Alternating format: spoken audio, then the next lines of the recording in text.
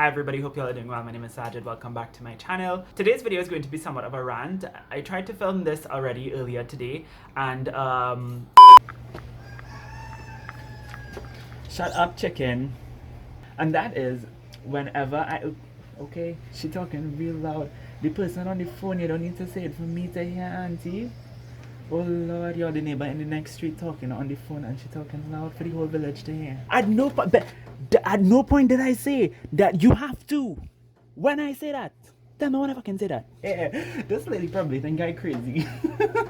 My God, I'm sweating. Do you see this? Do you see this? Do you see this? Yo, that's so stupid. Let me know your thoughts in the comments down below. Don't say anything stupid. I'll fucking delete your comment. Yeah, you could say I wasn't in the right mindset. I was having a moment. So yeah, I thought that I would just kind of like you know, pull myself together and try to remake this video and make the points with a little bit less raucousness.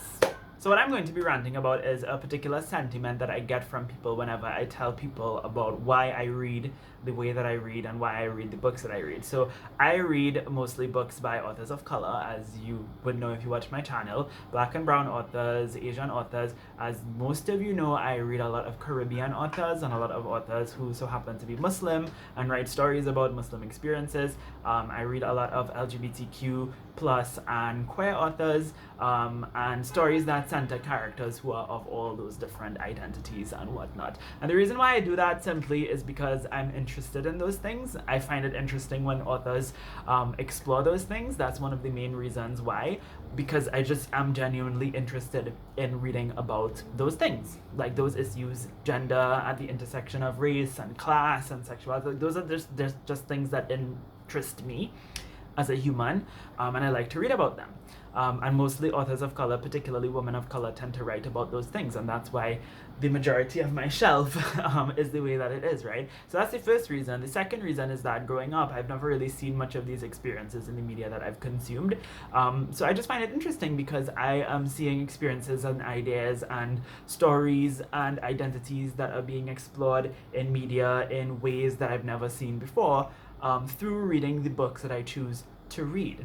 And when I say choose, I mean that word deliberately. I deliberately have to seek out these books and to look for these books and to look out for these books. Because if I just read anything that's put in front of me, anything that's promoted or marketed to my face, then I'm going to be reading majority white authors and majority global north authors and global north experiences. And I do read quite a lot of global north experiences, which is something that I'm still working on. Even when I read a lot of books by authors of color, they tend to be like global north experiences. So, you know, I don't even think that my diversity in reading is that great, right? Because there's a lot that I still need to do and that I still need to read and that I should still add to my TBR, right? So that's like the main reason why I read what I read, right? And then I'm also a resource for people to come to who want to read more books. I get so many comments from people saying, you know, I really like your channel because you recommend these books that I wouldn't have heard of otherwise, right? And I love when people give me comments like that. It means that I am actually like giving stories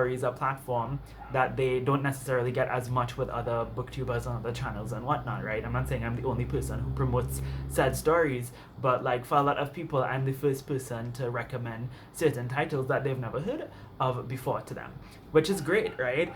So those are like the main reasons why I read what I read and why I choose to read what I read. A lot of the times when I talk about this on my channel, if I'm talking about it in real life with people, I get this comment all the time, and it's always something along the lines of like, well, I don't read according to race. I don't care about the race of the authors that I read, and I read according to objectivity, and I read according to merit, and if a book is good, I don't care what the color of this author's skin is, I don't care what their sexuality is, I don't care what their social fucking security number is. Every time I get this comment, I just want to just like get up, walk away, take a moment, walk back, and ask that person very politely, who asked? At what point did I ask you that?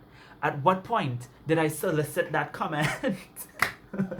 I mean, that might be unfair of me because, you know, if I'm having a conversation with somebody, if I'm putting content out into the world and I'm inviting feedback, but still, it's a really annoying sentiment because I feel like it totally and completely misses the point, because I am not saying, and at no point have I ever said, and maybe some people in the book community are guilty of doing this, but I am certainly not, and I would never do this. At no point do I think that anybody who reads like not diversely or reads majority white authors is a bad person or is racist or is morally bankrupt, right? I don't think that you are a bad person if you read majority white authors if you don't read diversely, whatever that means, right? I don't think that. Moreover, I would never force you to do that, nor will I ever condemn you for not doing it, right? I like to use the idea that it's a suggestion, right? When I suggest something, I'm not saying that you must do it. I'm not saying that you must comply. It's a suggestion, right? So if I suggest to you that you should eat healthy and exercise, right? It's a suggestion. I'm not telling you that you must do it, right? I'm not going to come in your house and force you to eat kale, right? Or like drag you to the gym and make you do a workout or something. Like, I'm not going to do that because I am simply suggesting something that I think you should do. But I'm not like stupid enough to think that my perspective and my ideas to as to what I think you should do are right and the absolute way of being, right? I am never going to like tell people that, you know, you must read the books that I'm reading or you must read diversely, and if you don't, then you are Islamophobic, you're racist, you're this, you're that, you're xenophobic. Like, I'm not at no point ever implying that to people. So it's really interesting when I get this comment from people because it almost comes with a tinge of defensiveness. It's almost as though as if people think that I'm trying to say that they are wrong for not reading as diversely as I do. Editing Saajid, I should also add in here that, yes, I wear this vest all the time, leave me alone. I should also add in here that people who tell me this are people who, the majority of the books that they read are books by white authors. So I think that's also where the defensiveness comes from, because instead of maybe reflecting on that and why they might be reading majority white authors, they get defensive and start to talk about objectivity and merit. Because the implication too is that they read according to merit, right? Because I, you know, actively seek out books by authors of color and by Muslim authors and by Caribbean authors, I don't read objectively, right? Which I really don't understand that, because if somebody was reading a shit ton of sci-fi and fantasy, you wouldn't be telling them that they don't read objectively.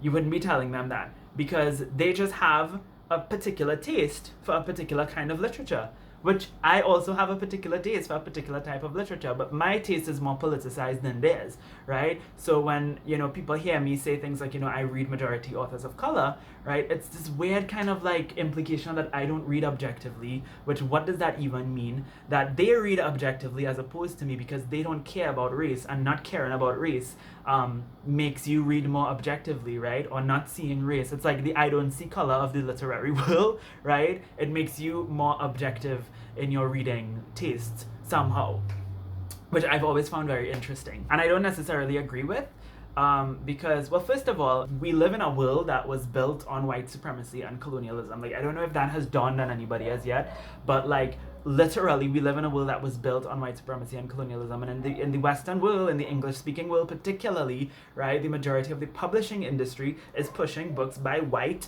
global north authors, right? And that could just be a majority thing. That could be because most of the people in the English-speaking world are white and global north.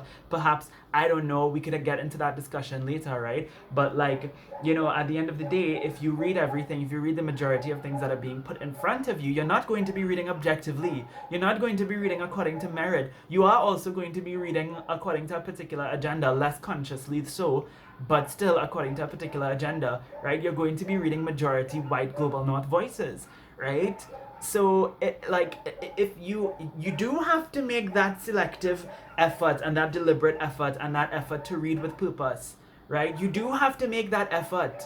You do have to make the effort to read books that are outside of the white European cisgender heterosexual construct, right? Because they're not being promoted to the same extent. They're not being published to this published. I was going to say published. They're not going to be they're not being published at the same extent, right? So it just sickens me when people come with this really out of timing, like, well, oh, I don't care about race. I don't care I just only like to, I read books based on marriage. Shut the fuck up. No, you don't, right? And even if you think you do, that's great, but I'm not telling you what to do. Going back to the main point, I'm not telling you what to do when I say, you know, you should read these books. Read books by Muslim authors, read books by Caribbean authors, read books by this and that authors. I'm not telling y'all what to do. Like, I'm suggesting. It's a suggestion. I'm a reviewer. I review books and I suggest, right? That's my purpose on the internet. Purpose. Why did I do that? I don't know.